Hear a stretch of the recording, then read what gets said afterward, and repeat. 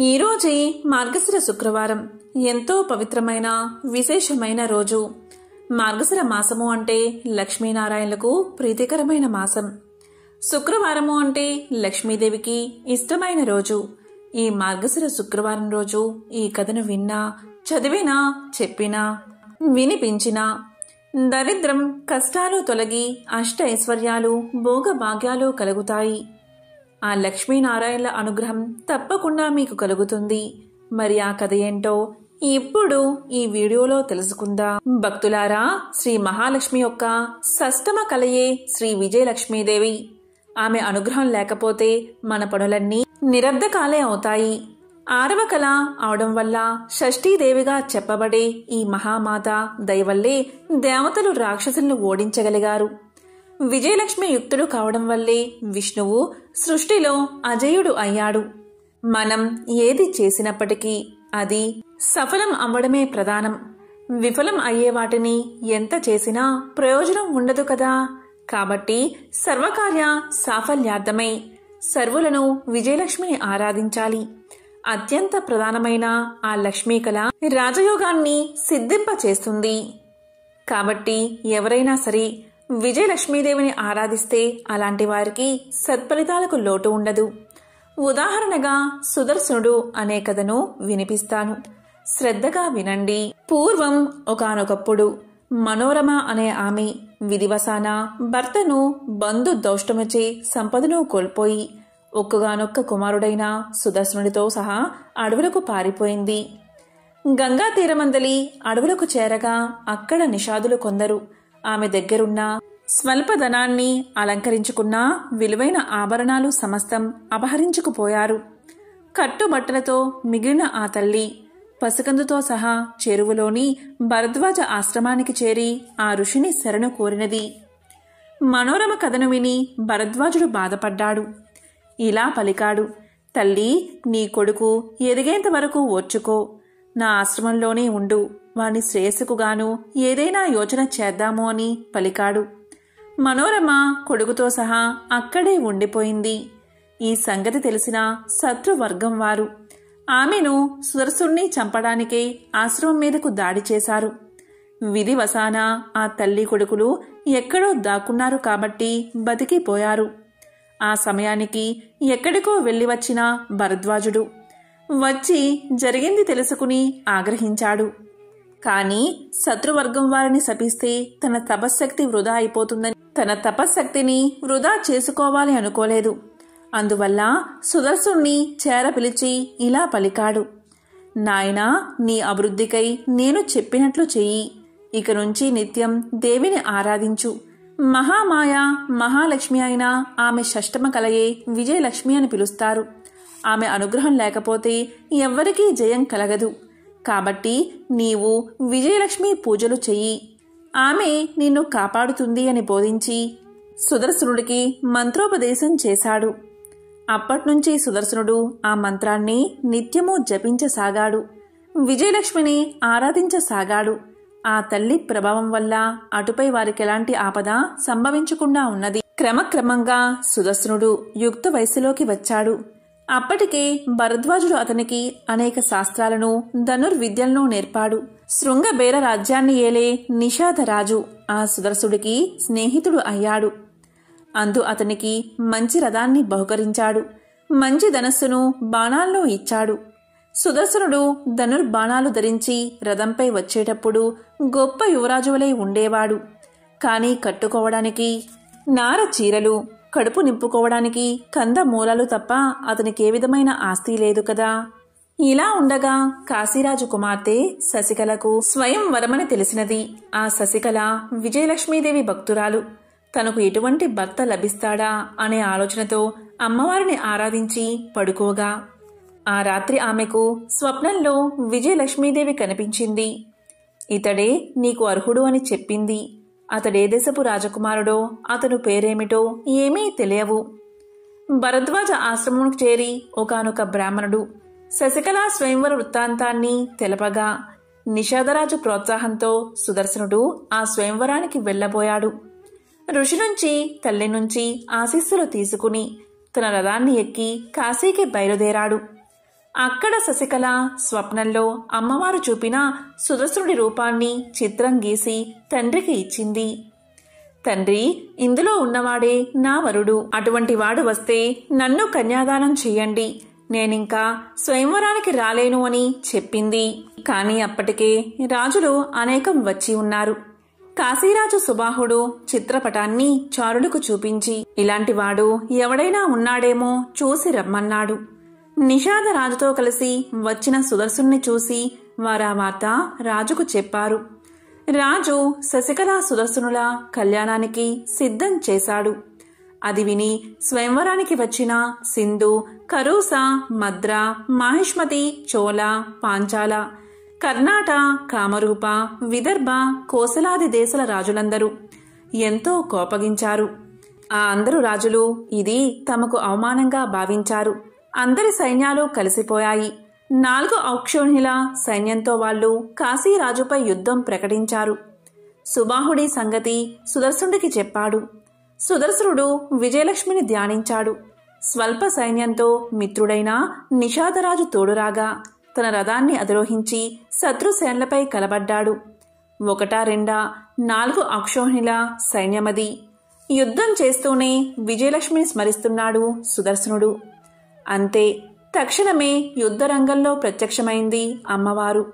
ఆ అమ్మ ఎర్రగా కెంపులా మెరిసిపోతున్న శరీర ఛాయతో, ఎర్రటి పట్టుచీర కట్టుకుని, ఎర్రటి ఆభరణాలు, ఎర్ర పూలమాల ధరించి ఉంది.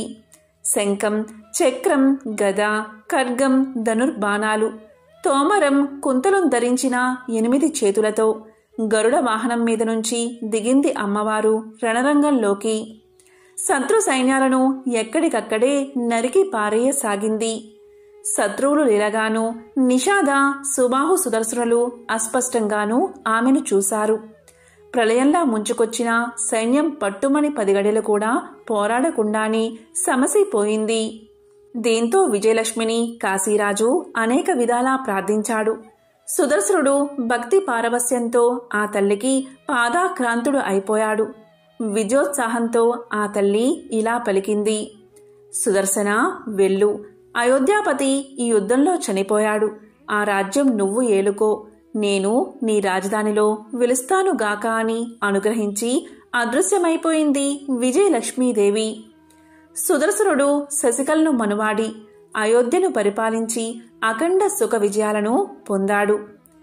ఎవరైతే ఈ అపూర్వమైన విజయలక్ష్మి మహత్యాన్ని వింటారో లేక చదువుతారో అలాంటి వారికి సర్వ సుఖాలు కలుగుతాయి. తప్పకుండా విజయం చేకూరుతుంది. ఈ కథను విన్నా, చదివినా, చెప్పినా, వినిపించినా సకల శుభాలు కలుగుతాయి. జన్మల దోషాలు తొలగి కోటి జన్మల పుణ్యం వస్తుంది. మరి ఆ కథ ఏంటో ఇప్పుడు ఈ వీడియోలో తెలుసుకుందాం. అదే శ్రీ శుక్రవార లక్ష్మీ కథ. పూర్వకాలంలో సుమేధుడు అనే బ్రాహ్మణుడికి 7 కొడుకులు ఉండేవారు. వారందరికీ వివాహాలు జరిగి భార్యలు కాపురాలకు రావడం వల్ల వేరింట కాపురాలు చేస్తూ ఉన్నారు. ఒకరోజు పొద్దుట శుక్రవారపు మహాలక్ష్మి లోక సంచారం చేస్తూ ఆ బ్రాహ్మణుడి కోడళ్ల ఇంటికి వెళ్ళింది. ఒక కోడలు పొద్దుటే పిల్లలకు భోజనం పెట్టి తాను కూడా తింటూ ఉంది. ఇది చూసి శ్రీ శుక్రవారపు మహాలక్ష్మి ఎంతో బాధపడింది. ఇంకొక కోడలు పాచి వాకిటిలో పేడ వేసుకుంటూ ఉంది. మరొక కోడలు పాత గుడ్డలను పెడుతూ ఉన్నది. మరొక కోడలు పాచి వాకిటిలో వడ్లు దంపుతూ ఉన్నది. మరొక కోడలు పాచి వాకిలి అందే పిల్లలకు తలంటి తాను కూడా తలంటుకుంటూ ఉంది. ఈ విధంగా 6 కోడళ్లు చేయడం చూసి శుక్రవారపు మహాలక్ష్మి వారి ఇళ్లకు వెళ్ళక పెద్ద కోడలు ఇంటికే వచ్చింది. పెద్ద కోడలు ఆ సమయంలో ఇల్లు అలుక్కుని వాకిట కల్లాపు చల్లి స్నానం చేసి పసుపు రాసుకుని బొట్టు పెట్టుకుని కట్టుకున్న బట్ట భర్తకు ఇచ్చి తాను తలుపు వెనుక కూర్చుని ఉన్నది. అక్కడ గల శుభ్రతకు మెచ్చుకున్న శుక్రవారపు మహాలక్ష్మి అరుగుమీద కూర్చుని ఇలా పలికింది: అమ్మాయి, బయటకి ఒకసారి రావమ్మా అని పలికింది. దానికి పెద్ద కోడలు లోపల నుంచి ఇలా సమాధానం చెప్పింది: అమ్మా, నేను రావడానికి వీలులేదు. మేము చాలా పేదవారం. మాకు ఒకటే బట్ట ఉండడం వల్ల దానిని నా భర్తకు ఇచ్చి యాయావారానికి పంపాను. నా భర్త వచ్చే వరకు నేను ఇక్కడే కూర్చుంటాను అని సమాధానం చెప్పింది. అప్పుడు శుక్రవారపు మహాలక్ష్మి తన బట్టలో సగం ఆమెకు కట్టబెట్టి తనకు ఒక సోలెడు బియ్యం వార్చి పెట్టమని కోరింది. అందుకు పెద్ద కోడలు ఎంతో బాధపడి, అమ్మా, నా భర్త వచ్చే వరకు ఇంట బియ్యం ఉండవని సమాధానం చెప్పింది. అప్పుడు శుక్రవారపు మహాలక్ష్మి ఇలా పలికింది, అమ్మా, నీవు శుక్రవారపు మహాలక్ష్మి మా ఇంటికి వచ్చింది. ఆమెకు ఈ సరుకులు కావాలని వర్తకులకు చెప్పి కావలసినవి తెచ్చుకోమని చెప్పి ఆ బ్రాహ్మణ స్త్రీని పంపించింది. దాంతో పెద్ద కోడలు శుక్రవారపు మహాలక్ష్మి చెప్పిన ప్రకారం కోమటి ఇంటికి వెళ్లి తన ఇంటికి శుక్రవారపు మహాలక్ష్మి వచ్చిందని తెలిపి పప్పు, బియ్యం, మిగతా వంటకు కావలసిన పదార్థాలన్నీ ఇమ్మని కోరగా అతడు వాటన్నిటినీ ఇచ్చాడు. తరువాత పెద్ద కోడలు శుక్రవారపు మహాలక్ష్మి చెప్పిందని తెలుగువాని దగ్గరకు వెళ్లి మా ఇంటికి శుక్రవారపు మహాలక్ష్మి వచ్చింది, ఆమెకు ఈ పదార్థాలు కావాలని తెలుగులవాణ్ణి కోరగా తెలుగులవాడు తెలగపిండిని, నూనెను ఇచ్చాడు. ఆ తరువాత పెద్ద కోడలు కంచెల దగ్గరకు వెళ్లి కంచెల దగ్గర శుక్రవారపు మహాలక్ష్మి మా ఇంటికి వచ్చింది, ఆమెకు ఈ పదార్థాలు కావాలని కోరగా కంచరి ఇంటి దగ్గర పాత్ర సామాగ్రిని ఇచ్చాడు. తరువాత పెద్ద కోడలు సాలివాని దగ్గరకు వెళ్లి మా ఇంటికి శుక్రవారపు మహాలక్ష్మి వచ్చింది, ఆమెకు ఈ పదార్థాలు కావాలని కోరగా సాలివాడు మంచి మంచి బట్టలను పెద్ద కోడలకు అందజేశాడు. దాంతో పెద్ద కోడలు ఇంటికి వెళ్లి 4 పిండి వంటలతో అవకాయ పచ్చలతో శుక్రవారపు మహాలక్ష్మికి వడ్డించింది. అంతలో ఆమె భర్త ఎడమూట పెడమూటలతో సంతోషంగా ఇంటికి వచ్చాడు. ఆ రోజు అతనికి సంతృప్తికరంగా యాయావారం దొరికింది. అతనికి పెద్ద కోడలు భోజనం వడ్డించగా దాన్ని భోంచేసి ఇవి ఎక్కడ్నుంచి వచ్చాయి అని అడిగాడు. ఆమె తమ గృహానికి శుక్రవారపు మహాలక్ష్మి వచ్చిందని తెలియజేసింది. అంతలో శుక్రవారపు మహాలక్ష్మి తానింక వెళ్తాను అని చెప్పగా పెద్ద కోడలు, అమ్మా, ఈరోజు రాత్రి భోజనం చేసి వెళ్దూగాని అని కోరింది. దానికి శుక్రవారపు మహాలక్ష్మి అంగీకరించి రాత్రి భోజనమైన తర్వాత నేను వెళ్తాను అని చెప్పగా అప్పుడా బ్రాహ్మణ స్త్రీ, అమ్మా, ఇంత చీకట్లో ఎక్కడికి వెళ్తావు? రేపటి ఉదయమే వెళ్దూగానిలే అని పలకగానే దానికి శుక్రవారపు మహాలక్ష్మి సమ్మతించి నిద్రపోయి కొంత రాత్రికి లేచి తనకు కడుపు నొప్పుగా ఉన్నదని తెలియచేసింది. బయటికి వెళ్లి వస్తానని చెప్పగా అందుక బ్రాహ్మణ స్త్రీ చీకటిలో వీధిలోకి వెళ్లవద్దు అని ఓ మూలన కూర్చోమని చెప్పింది. మహాలక్ష్మి అదేవిధంగా 4 మూలలోనూ కూర్చుని తెల్లవారే వేళకు మాయమైపోయింది. ఆ బ్రాహ్మణ స్త్రీ నిద్ర మేల్కోగాని ఇల్లు బాగు చేయడానికి చీపుణ్ణి చేతబట్టి గది యొక్క 4 మూలలా చూసింది. 4 మూలల్లోనూ 4 బంగారు కుప్పలు ఉండడం చూసి ఆమె ఎంతో ఆనందం చెంది భర్తకు ఆ విషయాన్ని తెలియజేసింది. అప్పుడు భర్త తమ ఇంటికి వచ్చిందని సాక్షాత్తు మహాలక్ష్మీదేవి అని భావించి తమపై ఆమె చూపిన దయను తలుచుకుని ఎంతో సంతోషంతో భార్యతో కలిసి శుక్రవార నోమును నోయించుకుని భాగ్యాలను బడసి భక్తి విడువక సంతోషంగా కాలాన్ని గడిపాడు. ఇదే శ్రీ శుక్రవారపు లక్ష్మీ కథ. ఎవరైతే ఈ కథను భక్తి శ్రద్ధలతో వింటారో లేక చదువుతారో వారికి దరిద్ర బాధలు తొలగి సకల ఐశ్వర్యాలు కలుగుతాయి. ధనం మూలం ఇదం జగత్ అనేది అందరికీ తెలిసిన విషయమే. జీవ సమస్తానికి ధనమే మూలం. ధనం లేకపోతే ఆహారం లభించదు. కాబట్టి అలాంటి ధనానికై ఎల్లరూ శ్రీ ధనలక్ష్మీదేవిని ఆరాధించాలి. ఆమె దయకలవాడే కలవాడు. ఆమె దయలేనివాడు లేనివారిలోని లెక్క. ధనం చాలా విలువైనది. ఇది అందరికీ తెలిసిన విషయమే. కాబట్టి ధన ప్రాప్తికై శ్రీ మహాలక్ష్మీదేవిని ఆరాధించాలి. ధనాది దేవత అయిన ఆ శ్రీ ధనలక్ష్మీదేవిని ఆరాధించి ఆమె అనుగ్రహాన్ని పొందాలి.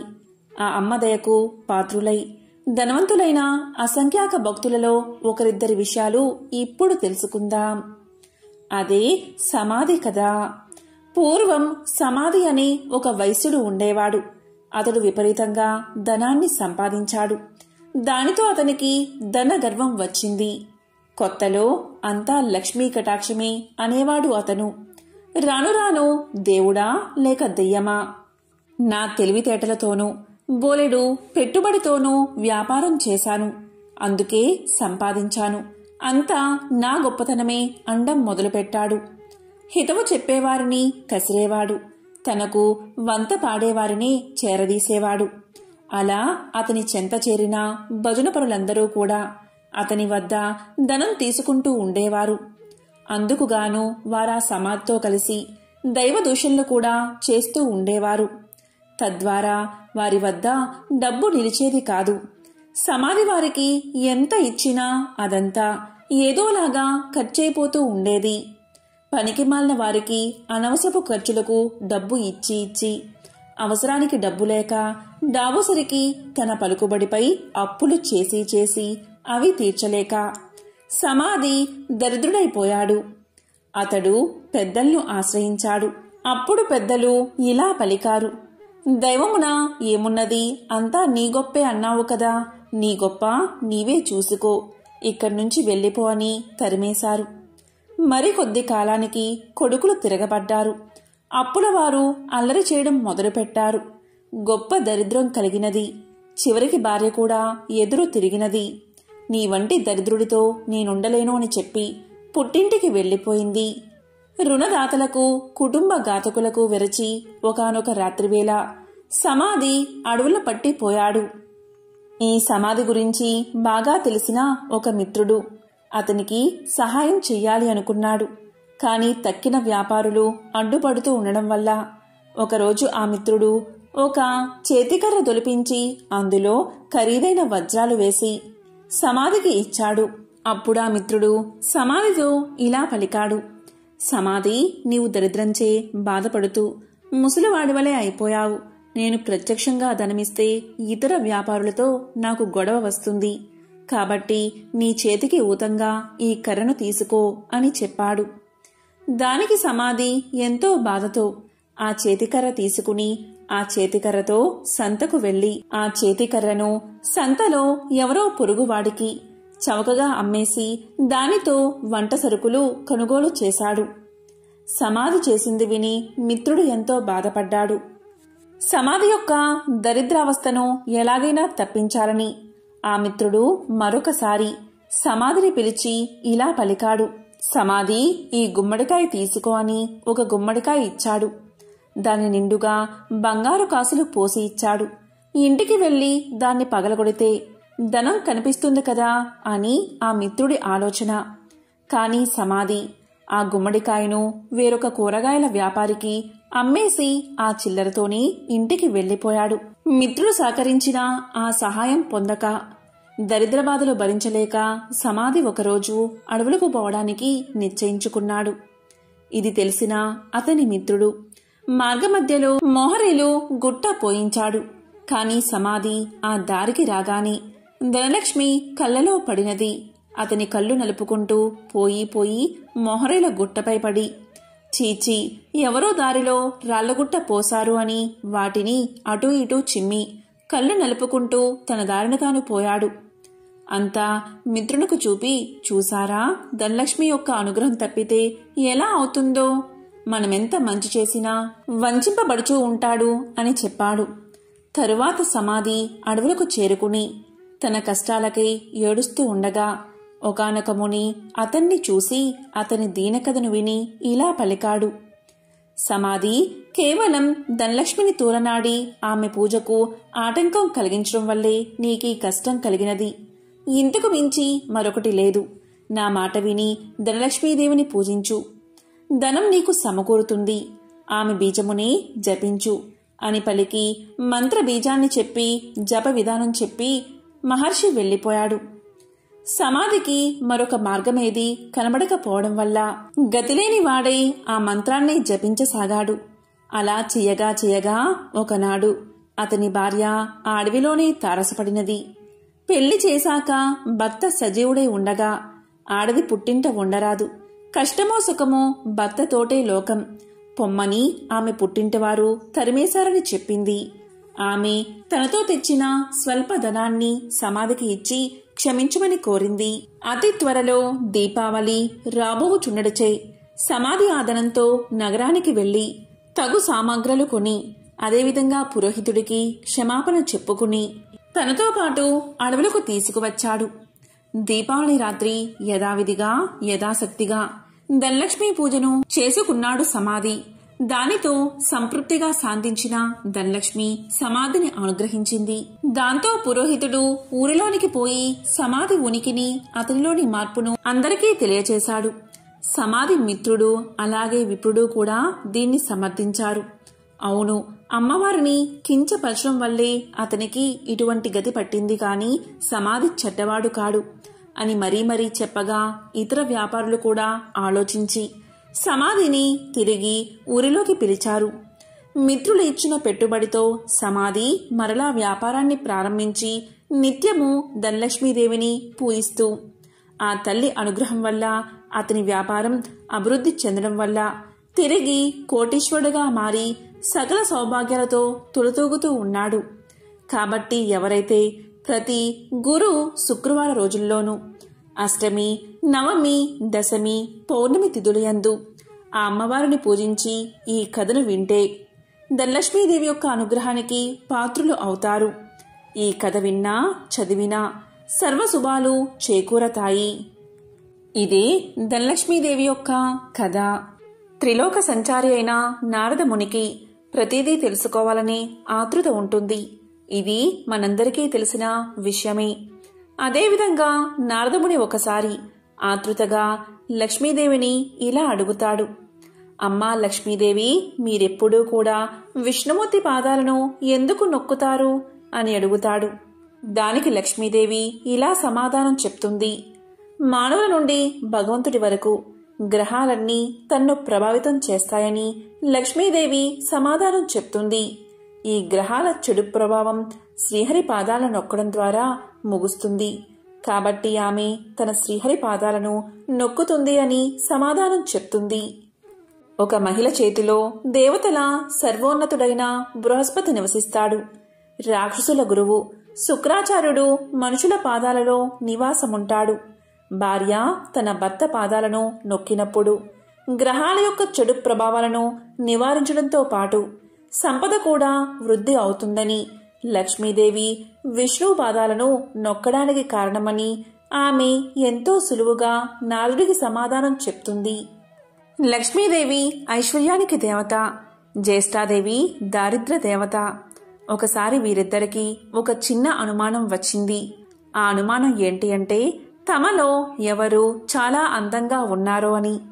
ఈ విషయమై వీరిద్దరూ వాదించుకుంటూ ఉండగా వారికి ఎదురుగా ఒక వ్యాపారి వస్తూ కనిపించాడు. ఇక వాదించడం ఆపేసి ఆ వ్యాపారిని అడిగి నిజం తెలుసుకోవాలి అనుకున్నారు అక్కా చెల్లెళ్ళు. అలా అనుకున్నదే తడువుగా జ్యేష్ఠాదేవి లక్ష్మీదేవిలు అతడి ముందుకు వెళ్లి నిల్చున్నారు. తామిద్దరం ఎవరమో కూడా అతడికి వివరించి చెప్పారు. ఐశ్వర్య దేవత లక్ష్మీదేవి, దారిద్ర్య దేవత జ్యేష్ఠాదేవి ఇద్దరూ ప్రత్యక్షమై కనిపించి అలా అడిగేసరికి ఆ వ్యాపారికి నోట మాట రాలేదు. ఇద్దరూ ఒకేసారి కనిపించినందుకు సంతోషించాలో లేక బాధపడాలో కూడా అతనికి అర్థం కాలేదు. విషయమంతా విన్నా ఆ వ్యాపారి భయంతో వణికిపోయాడు. ఇద్దరిలోనూ లక్ష్మీదేవే అందమైనదని అతనికి తెలుసు. అయితే నిజాన్ని చెబితే జ్యేష్ఠాదేవికి కోపం వస్తుంది. ఆమెకు కోపం వస్తే తనను ఇంకా పేదవాడిని చేస్తుందని తెలుసు. ఇక లక్ష్మీదేవి అందంగా లేదని చెబితే ఆమెకు కోపం వస్తుంది. ఆమెకు కోపం వస్తే తనకున్న ఈ మాత్రం సంపదను కూడా లేకుండా చేసేస్తుంది. ఏం చేసేది భగవంతుడా అంటూ తలపట్టుకున్నాడు. ఇంతలో ఆ వ్యాపారికి ఒక మెరుపులాంటి ఆలోచన వచ్చింది. ఏదైతే అది అయిందని మనసుకు సర్ది చెప్పుకున్న ఆ వ్యాపారి ఆ దేవతలిద్దరికీ నమస్కారం చేశాడు. వెంటనే ఆ వ్యాపారి ఇలా చెప్పాడు. అమ్మా, ఓ మహాలక్ష్మి, నువ్వు ఇంట్లోకి వస్తున్నప్పుడు నీ అంత అందమైన స్త్రీ భూలోకంలో కాని స్వర్గలోకంలో కాని ఎవరూ ఉండరు అని చెప్పాడు. అలాగే జ్యేష్ఠాదేవి వైపు చూసి, అమ్మా, ఓ జ్యేష్ఠాదేవి, నువ్వు ఇంటి నుంచి బయటకు వెళ్తుంటే నీ అందం సొగసు వర్ణించేందుకు మాటలు చాలవు. ఆ సమయంలో నీ అందాన్ని ఎవరితోనూ పోల్చలేమో అని సమాధానం చెప్పాడు. ఆ వ్యాపారి ఎవరి మనసులో నొప్పించిన విధంగా చెప్పిన తీరు జ్యేష్ఠాదేవి లక్ష్మీదేవులను సంతృప్తిపరిచింది. అతడు ఇద్దరిని విజేతలుగా నిర్ణయించాడని వారిద్దరూ అర్థం చేసుకున్నారు. దాంతో ఇద్దరూ అతడి నిర్ణయానికి సంతోషపడుతూ అక్కడ్నుంచి మాయమయ్యారు. ఇక్కడ అర్థం చేసుకోవాల్సింది ఏంటి అంటే, జ్యేష్ఠాదేవి లక్ష్మీదేవులు ఎవరికి వారు విజేతలమని అనుకుంటూ వెళ్లారే కాని నిజానికి నిజమైన విజేత ఆ వ్యాపారే. ఎందుకంటే అతడు ఐశ్వర్య దేవత అయిన లక్ష్మీదేవి అభిమానాన్ని పొందడమే కాదు, లక్ష్మీదేవి బద్ధ శత్రువైన జ్యేష్ఠాదేవిని సైతం సంతృప్తిపరిచాడు. కాబట్టి నిజమైన విజేత ఆ వ్యాపారే. లక్ష్మీదేవి అదృష్టానికి శుభానికి సంకేతం.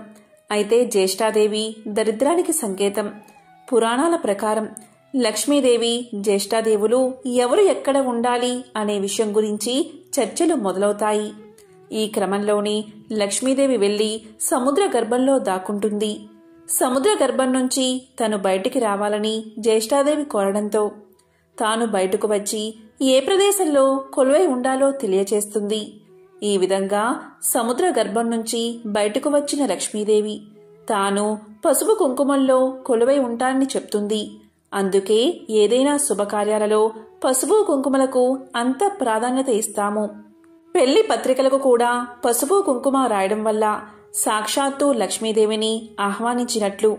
ఇలా పసుపు కుంకుమ రాయడం వల్ల ఆ పెళ్లిలో ఎలాంటి ఆటంకాలు లేకుండా లక్ష్మీదేవి కృప నూతన వధూవరులపై ఉంటుందని భావిస్తారు.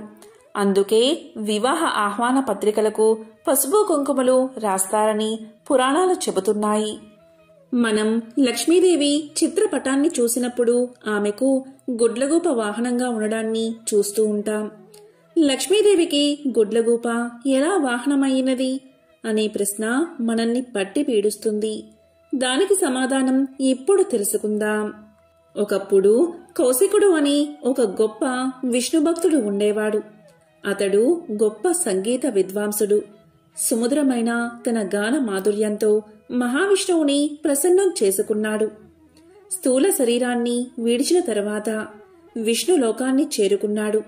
శ్రీహరి తన ప్రియభక్తుణ్ణి స్వాగతించి అతని గౌరవార్థం అంతరంగిక సంగీత సభ ఒకటి ఏర్పాటు చేశాడు.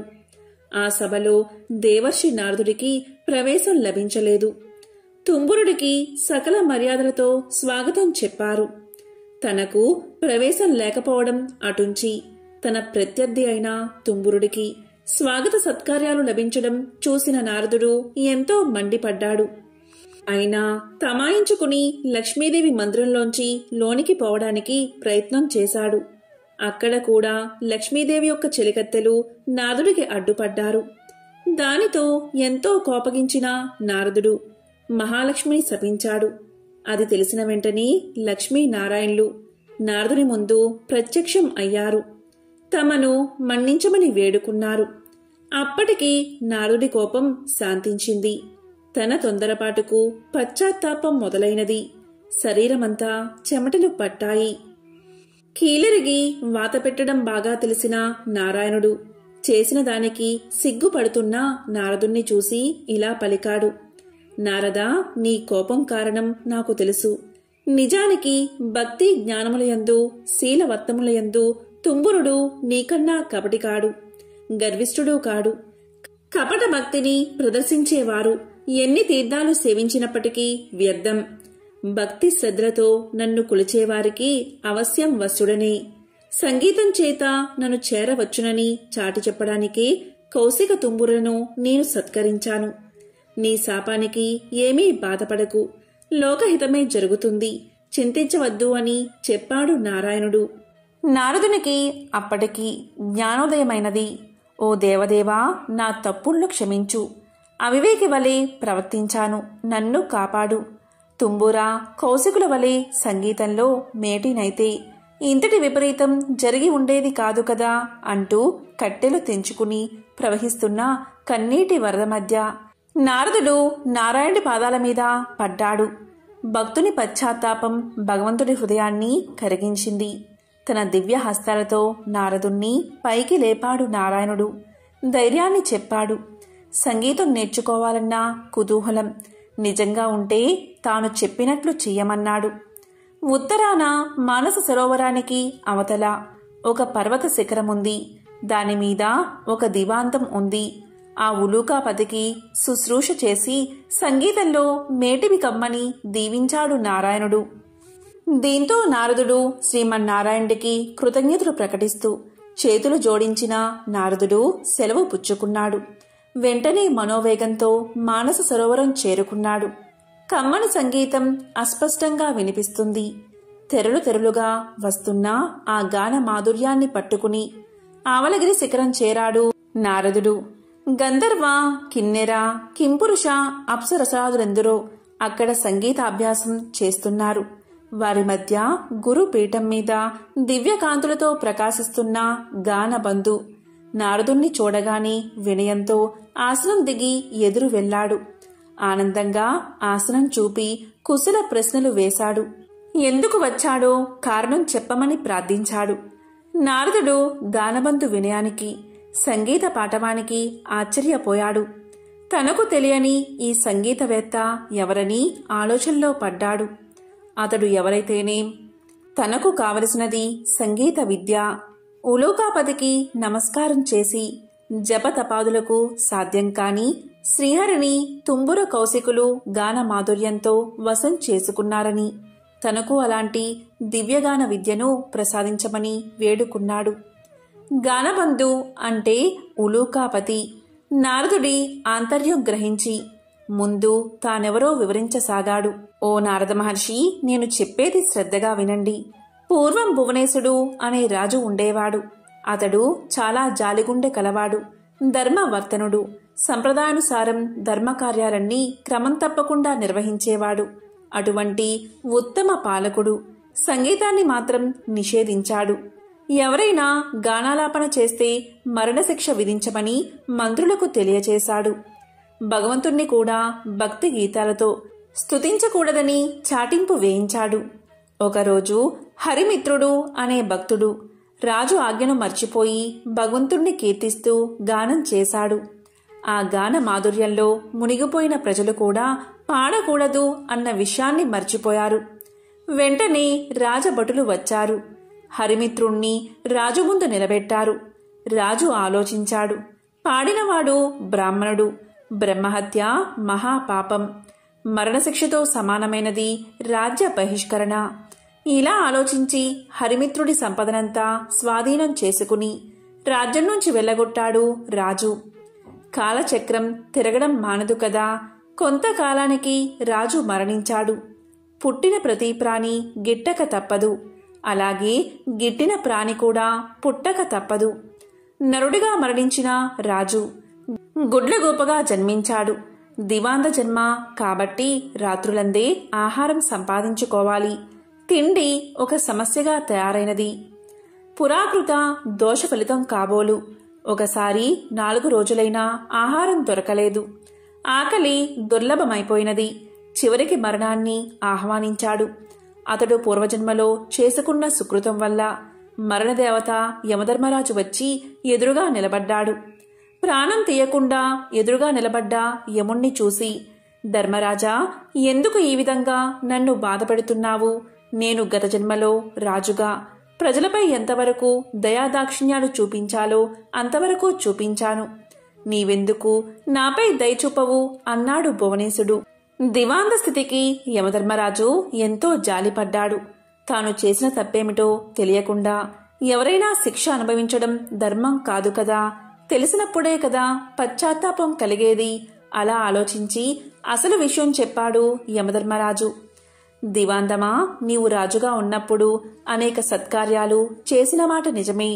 కాని పరమాత్ముణ్ణి వేద మంత్రాలతో మాత్రమే స్తుతించాలని శాసించడం నీ మూర్ఖత్వం. పరమ పావనమైన సంగీతంతో హరికీర్తన చేసిన హరిమిత్రుణ్ణి శిక్షించిన పాపం తక్కువైంది కాదు కదా. ఆ పాప ఫలితం కొండంతై నీకు లభించిన పుణ్యఫలానికి మించిపోయింది.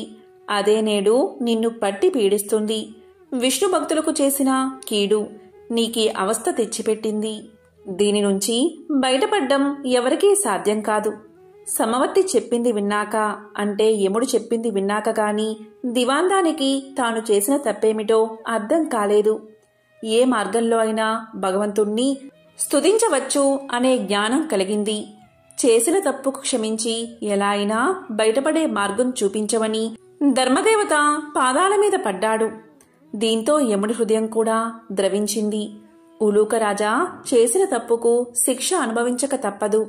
దేనికి మించిన శిక్ష అనుభవించినచో శిక్షాకాలం తగ్గుతుంది. అంగీకరిస్తే ఆ గుహలోనికి రా. అందులో నీ గత జన్మ దేహముంది. అందుండి రోజుకు కొంత మాంసాన్ని చీల్చుకుని భక్షించు. అది పూర్తయిన తర్వాత నీకు శుభం కలుగుతుంది అని దీవించి వెళ్ళిపోయాడు. ఓ మహర్షి, ఆ దురదృష్టవంతుణ్ణి నేనే. ఆ తరువాత నేనొక రోజున నా శవం వద్ద కూర్చుని ఉండగా దివ్య తేజస్వి అయిన ఒక బ్రాహ్మణుడు రథంలో పోతూ నా ముందున్న శవాన్ని చూసి రథాన్ని ఆపాడు. దగ్గరకొచ్చి చూసి, ఇది భువనేశుని కాయం వలె ఉన్నది. ఇది ఇక్కడెలా పడి ఉన్నది? దీన్ని ఈ పక్షి తినడమేమిటి అంటూ ఆశ్చర్యాన్ని ప్రకటించాడు. అప్పటికి నేను ఆ విప్రుణ్ణి గుర్తించాను. అతడు నా చేత బహిష్కరించబడిన హరిమిత్రుడు. వెంటనే అతని పాదాలపై పడి ప్రార్థించాను. తప్పుకు క్షమించమని అడిగాను. దుఃఖాశ్రువులు నేల రాలుతూ ఉండగా యమధర్మరాజు తెలియచేసిన విషయమంతా వివరించాను. హరిమిత్రుడు అది విని చలించిపోయాడు. తన అంతరంగ భావమునకు అనుగుణంగా ఇలా పలికాడు. నీ బాధలు చూస్తుంటే నాకెంతో విచారం కలిగింది. నీవు నా ఎడల చూపిన కాఠిన్యం నేను ఆ రోజునే మర్చిపోయాను. నీవు అనుభవించిన బాధ ఇక చాలు. ఈ క్షణం నుంచి నీకు బాధన్నది లేకుండా ఉండుగాక. గొప్ప సంగీత విద్వాంసుడివై లోకంలో ఉత్తమ సంగీత విద్యను బోధిస్తావు కాక అంటూ అతడు నా కృతజ్ఞతను స్వీకరించి వైకుంఠానికి వెళ్లిపోయాడు. అతని దీవెనలు ఫలించి నేను ఇలా ఉన్నాను అంటూ గానబంధు తన కథంతా వివరించాడు. ఆ తరువాత నారదుడు గానబంధు విద్వాంసుని శిష్యుడయ్యాడు. తొలి రోజుని సంగీతం ఎలా నేర్చుకోవాలో అనే విషయం మీద పాఠం చెప్పాడు. సంగీతం ఒక దివ్య కళ అన్నాడు. తపంతో కాని తామసంతో కాని అది పట్టుబడదు అన్నాడు. కళ కోసం జీవితాన్ని అర్పించాలి అన్నాడు. కష్టపడి నిరంతరం సాధన చేస్తే ఎవరైనా అపురూపమైన ఈ కళలో ఆధిక్యం సాధించవచ్చు అన్నాడు.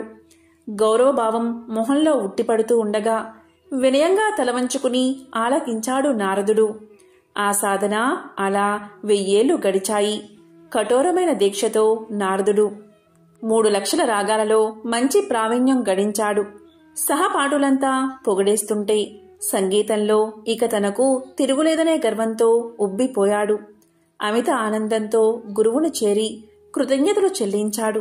గురుదక్షిణ చెల్లిస్తాను, ఏమి కావాలో సెలవివ్వమన్నాడు. ఎంతటి కోరికైనా సంశయించవద్దు అన్నాడు. శిష్యుడి పలుకులు విన్న ఆ గురువు ఎంతగానో సంతోషించాడు. ఓ మహర్షి, దేవర్షులైన మిమ్మల్ని నేనేమి కోరగలను? దివాందమునకు కావలసిన అవసరాలు ఏముంటాయి? శిష్యుడివి అయినందున ఏదో ఒకటి కోరుకోక తప్పదు. ఈ ధరాతలం నిలిచి ఉండే వరకు సంగీత కళతో పాటు నేను సైతం లోకంలో గుర్తుండేలా వరాన్ని ప్రసాదించు అని తన మనసులోని మాటను బయట పెట్టాడు. అప్పుడు నారదుడు విశాలంగా నవ్వాడు. ఓ గురువర్యా, ఇది మరీ చిన్న కోరిక. ఈ చిరు కోరిక మీకున్న సంగీత పాండిత్యం తీర్చగలదు. శిష్య ప్రశిష్య కోటి వలన భూతలమున సంగీత కళ నిలిచి ఉన్నంత వరకు మీ కీర్తికి అంతులేదు. మీరు చేసిన ఈ మహోపకారానికి గురు దక్షిణిగా లక్ష్మీనారాయణల కటాక్షం, వారి సేవా భాగ్యాన్ని, శాశ్వత సన్నిధానమును ప్రసాదిస్తున్నాను. ప్రళయం సంభవించిన వేళ శ్రీ మహావిష్ణువునకు గరుత్ మంతుని వలె శ్రీ మహాలక్ష్మికి నీవు వాహనమై తరింతువుగాక అంటూ శిష్యుడికి కానుకను దేవర్షిగా వరాన్ని సమర్పించి సెలవు తీసుకున్నాడు నారదుడు. ఈ విధంగా గానబంధు అనే గుడ్లగూప లక్ష్మీదేవికి వాహనంగా మారింది. ఎంతో పవిత్రమైన విశేషమైన ఈ మార్గశిర శుక్రవారం రోజు ఎవరైతే ఈ కథలను వింటారో లేక చదువుతారో వారికి శ్రీ మహాలక్ష్మీదేవి యొక్క అనుగ్రహం, కరుణా కటాక్షాలు తప్పకుండా కలుగుతాయి. రుణ సమస్యలు తొలగి లక్ష్మీ కటాక్షం కలుగుతుంది. ఓం శ్రీ మహాలక్ష్మీయే నమః. ఓం నమో నారాయణాయ. ఓం శ్రీ మాత్రే నమః. ఓం నమః శివాయ.